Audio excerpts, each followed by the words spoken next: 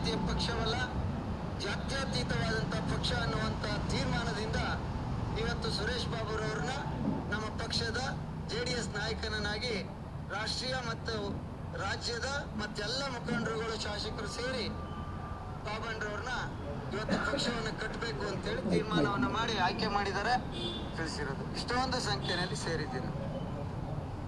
ಮುಂದಿನ ದಿನಗಳಲ್ಲಿ ಯಾರು ಮಹಾಪೌರರಾಗಿರ್ತೀರಿ, ಯಾರು ನಗರ ಪಾಲಿಕೆ ಸದಸ್ಯರಾಗಿರ್ತೀರಿ, ಯಾರು MLCಗಳಾಗಿರ್ತೀರಿ, ಯಾರು ನಮ್ಮಂಗೆ ಮಾಜಿ ಮಂತ್ರಿ MLAಗಳಾಗಿರ್ತೀರಿ, ಜೊತೆಯಲ್ಲಿ ಒಂದು 25 ಕಾರ್ಯಕರ್ತರು 55 ಕಾರ್ಯಕರ್ತರನ್ನ ಕರ್ಕೊಂಬರುವಂಥ ಕೆಲಸ ಮಾಡಿ ಆಗ ಇನ್ನು ಪಕ್ಷಕ್ಕೆ ಹೆಚ್ಚು ಜವಾಬ್ದಾರಿ ಸಿಗುವಂಥದ್ದಾಗುತ್ತೆ, ಶಕ್ತಿ ಬರುವಂತಾಗುತ್ತೆ ಎನ್ನುವಂಥ ಮಾತನ್ನ ಈ ಸಂದರ್ಭದಲ್ಲಿ ಹೇಳಿ, ಈ ಸಭೆ ಮುಗಿದು ಮೈಸೂರು ಮೇಲೆ ರ್ಯಾಲಿ ಮುಗಿದ ತಕ್ಷಣ ಇನ್ನೂ ಒಂದಿದೆ, ಬೆಂಗಳೂರಿಂದ ಮೈಸೂರು ತನಕ ನಿಖಿಲ್ ರವರ ನೇತೃತ್ವದಲ್ಲಿ ಮೈಸೂರು ಜಿಲ್ಲೆನಲ್ಲಿ ಒಂದೊಂದು ಕಾನ್ಸ್ಟಿಟ್ಯೂನ್ಸಿಯಲ್ಲಿ 25 ಸಾವಿರ ಜನರನ್ನ ಕಾರ್ಯಕರ್ತರನ್ನ ಮಾಡುವಂಥ ಕೆಲಸನ ಅವರ ನೇತೃತ್ವದಲ್ಲಿ ನಮ್ಮೆಲ್ಲ ಶಾಸಕರು ಮಾಜಿ ಶಾಸಕರ ನೇತೃತ್ವದಲ್ಲಿ ಕಾರ್ಯಕರ್ತರ ಮುಖಂಡರ ನೇತೃತ್ವದಲ್ಲಿ ಮೈಸೂರು ಜಿಲ್ಲೆನ ಜವಾಬ್ದಾರಿಯನ್ನ ನಿಖಿಲ್ ರವರ ನೇತೃತ್ವದಲ್ಲಿ ನಾನೇ ತೆಗೆದುಕೊತೀನಿ. 25 ಸಾವಿರ ಕಡ್ಡಾಯವಾಗಿ ಆಗಬೇಕು. ಇದು ನಿಮ್ಮೆಲ್ಲರಲ್ಲಿ ಮನವಿ. ಆಕ್ಟಿವ್ ಯಾರು ಮತ್ತೆ ಕಾರ್ಯಕರ್ತರು ಯಾರು ಅದ್ರ ಪಟ್ಟಿ ಇರಬೇಕು. ನಾವು ಯಾವುದೇ ಮಾಹಿತಿಯನ್ನ ಕೊಟ್ರೆ ಅವರೆಲ್ಲರಿಗೂ ತಲುಪಿಸುವಂತ ಕೆಲಸ ಆಗಬೇಕು. ಇದನ್ನ ಮುಂದಿನ ದಿನಗಳಲ್ಲಿ ಮಾಡೋಣ. ಜವಾಬ್ದಾರಿಗಳನ್ನು ಅಷ್ಟೇ. ವಿಸಿಟಿಂಗ್ ಕಾರ್ಡ್ಗೋಸ್ಕರ ನಾನು ಅಧ್ಯಕ್ಷ, ನಾನು ಉಪಾಧ್ಯಕ್ಷ, ನಾನು ಪ್ರಧಾನ ಕಾರ್ಯದರ್ಶಿ ಪ್ರಶ್ನೆನೇ ಇಲ್ಲ. ಬೈಕೊಂಡ್ರು ಪರವಾಗಿಲ್ಲ. ನನ್ನ 3 ಸತಿ MLA ಮಾಡೋರೆ, ಮಂತ್ರಿ ಮಾಡೋರೆ, ಇದಕ್ಕಿಂತೇನು ನಾನು ಹೆಚ್ಚಾಗಲ್ಲ. ನಾನೇನು ಹೆಚ್ಚಾಗಿ ತಾಕೇಸ್ಕೊಳ್ಳಲ್ಲ. ಅನೇಕರು ಬೈಕೋತಾ ಇರ್ತಾರೆ, ನಾನು ಪ್ರೀತಿಸ್ತಾ ಇರ್ತಾರೆ. ನಾನು ನಿಷ್ಪಕ್ಷಪಾತವಾಗಿ ಹೇಳ್ತೀನಿ, ಯಾರು ಕೆಲಸ ಮಾಡ್ತಾರೆ ಅವ್ರಿಗೆ ಜವಾಬ್ದಾರಿ ಕೊಡ್ಸೋದು ಸರ್. ವಿಸಿಟಿಂಗ್ ಕಾರ್ಡ್ ಇಲ್ಲ. ಇದನ್ನ ನಾವೆಲ್ಲರೂ ಸೇರಿ ಒಟ್ಟಾರೆ ಪಾರ್ಟಿ ಕಟ್ಟುವಂಥ ಕೆಲಸನ ಮಾಡೋಣ ಅನ್ನುವಂಥ ಮಾತನ್ನ ಈ ಸಂದರ್ಭದಲ್ಲಿ ಹೇಳ್ತೀನಿ. ಯಾವಾಗ ಹೇಳಿದ್ದೀನಿ B ಫಾರಂ ನಾನು ಕೊಡ್ತೀನಿ ಅಂತ? ಯಾಕೆ ಜನರನ್ನ ದಿಕ್ಕು ತಪ್ಪಿಸ್ತೀರಿ?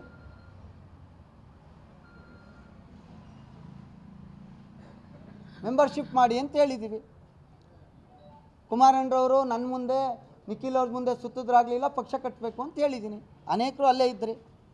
ಆಮೇಲೆ ನಾನೆಲ್ಲಿ ವಿರೋಧ ಪಕ್ಷದ ನಾಯಕನ ಮಾಡಿದ್ದೀನಿ ಅಂತ ಹೇಳಿದ್ದೀನಿ? ಮಾಡಿದ್ದಾರೆ ಅಂತ ಹೇಳಿದ್ದೀನಿ.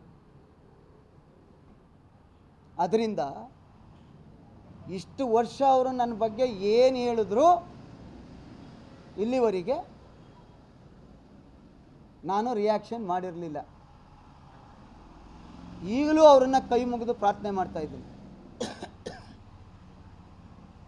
ನನ್ನಿಂದ ನಿಮಗೆ ನೋವಿದ್ದರೆ ನೀವು ಅಲ್ಲೇ ಹೇಳ್ಬಿಡಿ, ನಿಮ್ಮ ಯಾವ್ದಾರ ಮೀಡಿಯಾದಿಂದ. ಪಾರ್ಟಿ ಸಂಘಟನೆ ಮಾಡಿ, ಜವಾಬ್ದಾರಿ ಇಟ್ಕೊಳ್ಳಿ. ನಾವು ಎಲ್ಲರಂಗೆ ಬಂದು ಓಟ್ ಹಾಕ್ತೀವಿ. ನಾವು ಬದುಕಿರೋ ತನಕ JDS ಅಭಿಮಾನಿಯಾಗಿರ್ತೀವಿ. ನಮಗೆಲ್ಲ ಕೊಟ್ಟಿದ್ದಾರೆ, ನನಗೆ ಯಾವ ಆಸೆನೂ ಇಲ್ಲ.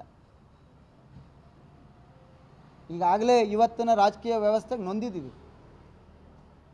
ಇನ್ನೇನಾಗಬೇಕು ಅಂದ್ಕೊಂಡು ಏನಿಲ್ಲ. ಆದರೆ ನನ್ನನ್ನು ಯಾಕೆ ನೀವು ಟಾರ್ಗೆಟ್ ಮಾಡ್ತೀರಿ? ಚಾಮುಂಡಿ ಬೆಟ್ಟದಲ್ಲಿ ನಾನು ಹೇಳಿದ್ನ ಕುಮಾರಣ್ಣ ರಾಜೀನಾಮೆ ಕೊಡಿ ಅಂತ ಕೇಳಿ ಅಂತ?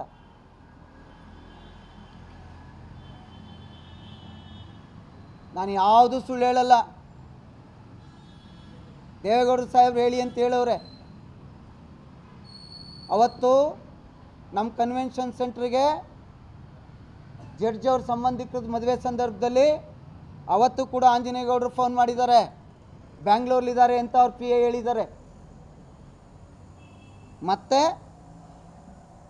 ಈ ಚುನಾವಣೆಗೆ ದೇವೇಗೌಡರು ಸಾಹೇಬ್ರೆ ಕರೆದಿದ್ದಾರೆ. ಅವರೇ ಹೇಳ್ತಾರೆ, PA ಬ್ಯುಸಿ ಇದ್ದಾರೆ ಸರ್, ವಾಪಸ್ ಮಾಡಿಸ್ತೀನಿ ಅಂತ ಹೇಳಿದ್ದಾರೆ. ಮತ್ತೆ ಮಾಡಿಸಿಲ್ಲ. ಕಾಲ್ ಡೀಟೇಲ್ಸ್ ಇರಲ್ವಾ? ಅದರಿಂದ ನಿಮ್ಮ ಮೂಲಕ ನಾನು ಮನವಿ ಮಾಡೋದು, ನನ್ನನ್ನು ದೂರಬೇಡಿ. ನಾವು ಯಾವುದಕ್ಕೂ ಇದು ಹೊಣೆ ಅಲ್ಲ. ಪಕ್ಷ ಕಟ್ಟ ಕೆಲಸ ಮಾಡ್ತಾಯಿದ್ವಿ.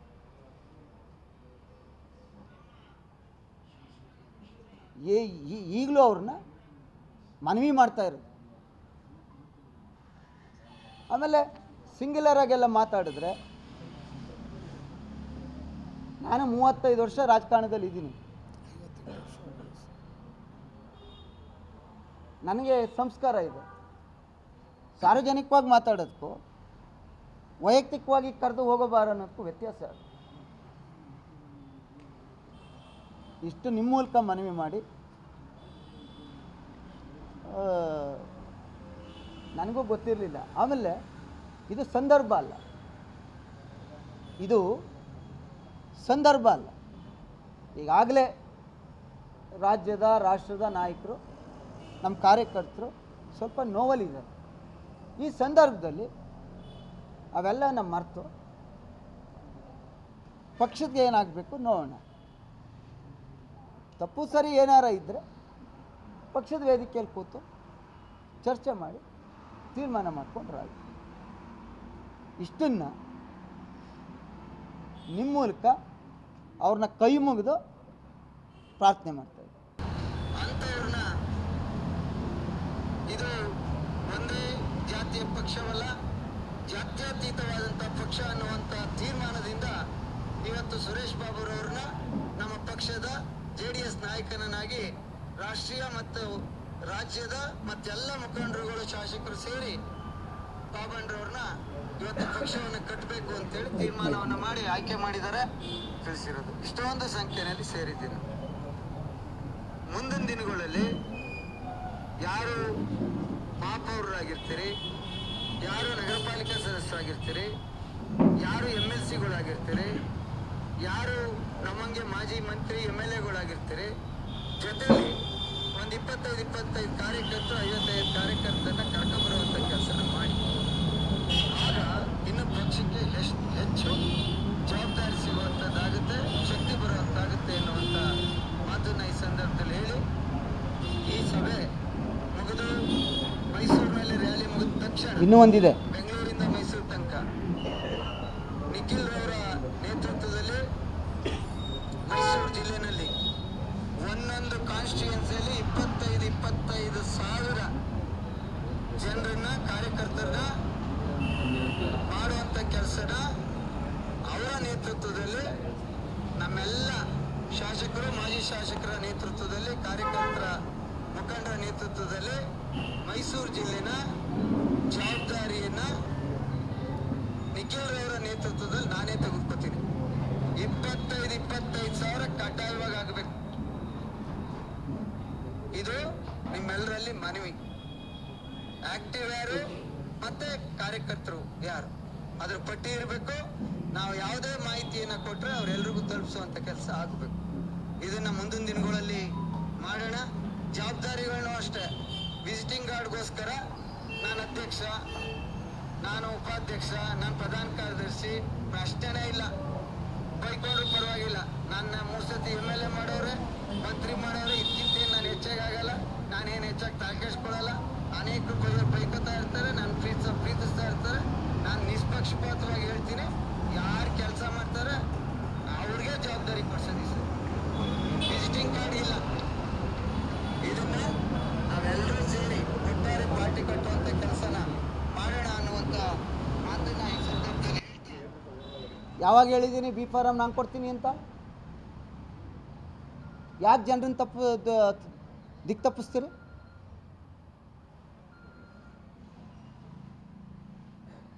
ಮೆಂಬರ್ಶಿಪ್ ಮಾಡಿ ಅಂತ ಹೇಳಿದ್ದೀವಿ. ಕುಮಾರಣ್ಣರವರು ನನ್ನ ಮುಂದೆ, ನಿಖಿಲ್ ಅವ್ರ ಮುಂದೆ ಸುತ್ತಿದ್ರಾಗಲಿಲ್ಲ, ಪಕ್ಷ ಕಟ್ಟಬೇಕು ಅಂತ ಹೇಳಿದ್ದೀನಿ. ಅನೇಕರು ಅಲ್ಲೇ ಇದ್ರಿ. ಆಮೇಲೆ ನಾನೆಲ್ಲಿ ವಿರೋಧ ಪಕ್ಷದ ನಾಯಕನ ಮಾಡಿದ್ದೀನಿ ಅಂತ ಹೇಳಿದ್ದೀನಿ, ಮಾಡಿದ್ದಾರೆ ಅಂತ ಹೇಳಿದ್ದೀನಿ. ಅದರಿಂದ ಇಷ್ಟು ವರ್ಷ ಅವರು ನನ್ನ ಬಗ್ಗೆ ಏನು ಹೇಳಿದ್ರು ಇಲ್ಲಿವರೆಗೆ ನಾನು ರಿಯಾಕ್ಷನ್ ಮಾಡಿರಲಿಲ್ಲ. ಈಗಲೂ ಅವರನ್ನು ಕೈ ಮುಗಿದು ಪ್ರಾರ್ಥನೆ ಮಾಡ್ತಾ ಇದ್ದೀನಿ. ನನ್ನಿಂದ ನಿಮಗೆ ನೋವಿದ್ದರೆ ನೀವು ಅಲ್ಲೇ ಹೇಳ್ಬಿಡಿ, ನಿಮ್ಮ ಯಾವ್ದಾರ ಮೀಡಿಯಾದಿಂದ ಪಾರ್ಟಿ ಸಂಘಟನೆ ಮಾಡಿ ಜವಾಬ್ದಾರಿ ಇಟ್ಕೊಳ್ಳಿ. ನಾವು ಎಲ್ಲರಂಗೆ ಬಂದು ಓಟ್ ಹಾಕ್ತೀವಿ. ನಾವು ಬದುಕಿರೋ ತನಕ JDS ಅಭಿಮಾನಿಯಾಗಿರ್ತೀವಿ. ನಮಗೆಲ್ಲ ಕೊಟ್ಟಿದ್ದಾರೆ, ನನಗೆ ಯಾವ ಆಸೆನೂ ಇಲ್ಲ. ಈಗಾಗಲೇ ಇವತ್ತಿನ ರಾಜಕೀಯ ವ್ಯವಸ್ಥೆಗೆ ನೊಂದಿದ್ದೀವಿ. ಇನ್ನೇನಾಗಬೇಕು ಅಂದ್ಕೊಂಡು ಏನಿಲ್ಲ. ಆದರೆ ನನ್ನನ್ನು ಯಾಕೆ ನೀವು ಟಾರ್ಗೆಟ್ ಮಾಡ್ತೀರಿ? ಚಾಮುಂಡಿ ಬೆಟ್ಟದಲ್ಲಿ ನಾನು ಹೇಳಿದ್ನ ಕುಮಾರಣ್ಣ ರಾಜೀನಾಮೆ ಕೊಡಿ ಅಂತ ಕೇಳಿ ಅಂತ.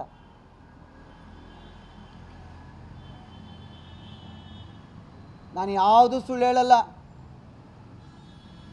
ದೇವೇಗೌಡರು ಸಾಹೇಬ್ರು ಹೇಳಿ ಅಂತ ಹೇಳವ್ರೆ.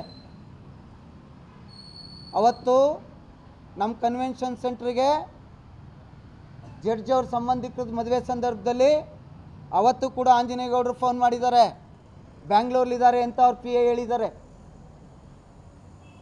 ಮತ್ತು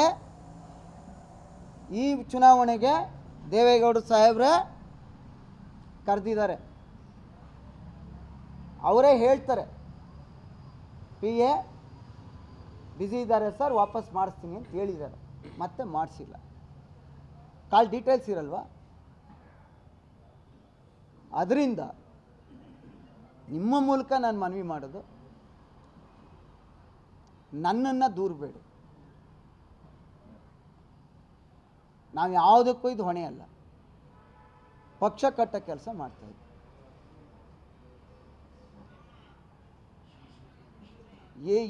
ಈಗಲೂ ಅವ್ರನ್ನ ಮನವಿ ಮಾಡ್ತಾ ಇರೋದು. ಆಮೇಲೆ ಸಿಂಗ್ಯುಲರಾಗೆಲ್ಲ ಮಾತಾಡಿದ್ರೆ, ನಾನು 35 ವರ್ಷ ರಾಜಕಾರಣದಲ್ಲಿ ಇದ್ದೀನಿ. ನನಗೆ ಸಂಸ್ಕಾರ ಇದೆ. ಸಾರ್ವಜನಿಕವಾಗಿ ಮಾತಾಡೋದಕ್ಕೂ ವೈಯಕ್ತಿಕವಾಗಿ ಕರೆದು ಹೋಗೋಬಾರ ಅನ್ನೋದಕ್ಕೂ ವ್ಯತ್ಯಾಸ. ಇಷ್ಟು ನಿಮ್ಮ ಮೂಲಕ ಮನವಿ ಮಾಡಿ, ನನಗೂ ಗೊತ್ತಿರಲಿಲ್ಲ. ಆಮೇಲೆ ಇದು ಸಂದರ್ಭ ಅಲ್ಲ, ಇದು ಸಂದರ್ಭ ಅಲ್ಲ. ಈಗಾಗಲೇ ರಾಜ್ಯದ ರಾಷ್ಟ್ರದ ನಾಯಕರು, ನಮ್ಮ ಕಾರ್ಯಕರ್ತರು ಸ್ವಲ್ಪ ನೋವಲ್ಲಿದ್ದಾರೆ. ಈ ಸಂದರ್ಭದಲ್ಲಿ ಅವೆಲ್ಲ ನಮ್ಮ ಮರೆತು ಪಕ್ಷಕ್ಕೆ ಏನಾಗಬೇಕು ನೋಡೋಣ. ತಪ್ಪು ಸರಿ ಏನಾರ ಇದ್ದರೆ ಪಕ್ಷದ ವೇದಿಕೆಯಲ್ಲಿ ಕೂತು ಚರ್ಚೆ ಮಾಡಿ ತೀರ್ಮಾನ ಮಾಡಿಕೊಂಡ್ರೆ ಆಯಿತು. ಇಷ್ಟನ್ನು ನಿಮ್ಮ ಮೂಲಕ ಅವ್ರನ್ನ ಕೈ ಮುಗಿದು ಪ್ರಾರ್ಥನೆ ಮಾಡ್ತಾರೆ.